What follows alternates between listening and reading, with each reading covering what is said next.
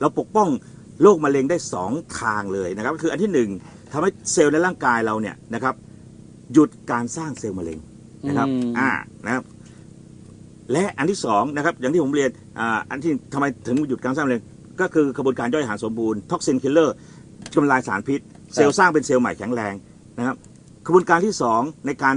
ทำให้เซลล์มะเร็งที่มีอยู่คนที่เป็นระยะ1ระยะ2ระยะ3นี่ดูได้จากค่ามะเร็งมาร์เกอร์นะครับคุณจะรู้เลยว่าทานเข้าไปเนี่ยระยะแค่1 เดือนถึง3 เดือนค่าคุณจะลดลงมาจากเดิมเนี่ยนะ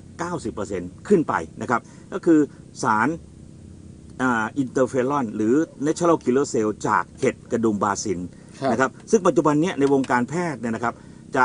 สกัดไอตัวอินเตอร์เฟอรอนเนี่ยมาจากเห็ดกระดุมบาซิลที่เข็มละเป็นแสนนะครับเอามาฉีดเพื่อบูสต์ภูมิต้านทานและไปลด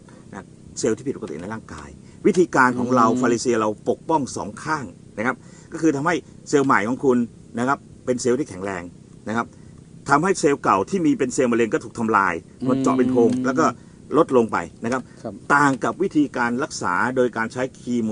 นะครับการใช้เคมีให้กินหรือฉีดอันนั้นคือต้องการจะไปฆ่าเซลล์มะเร็งคุณยิ่งฆ่ากับพบว่าคุณยิ่งทำให้เซลล์ในร่างกายคุณยิ่งเสื่อมค่ามะเร็งคุณกลับยิ่งมากขึ้นนะครับอันนี้ก็คงชัดเจนนะครับว่าฟาริเซียของเราเข้าไปดูแลมะเร็งผู้ที่ป่วยมะเร็งได้อย่างไรบ้างจากเอนไซม์ฟาริเซียนะครับอยากจะถามเพิ่มเติมอีกนิดนึงนะครับคนที่เขาเป็นมะเร็งเนี่ยเขาทานฟาริเซียไปแล้วเขาจะรู้ได้ยังไงว่าดีขึ้นเรื่อยๆดีมากครับดีที่สุดคือเราไปตรวจแล้วหมอเป็นมะเร็งว่าเป็น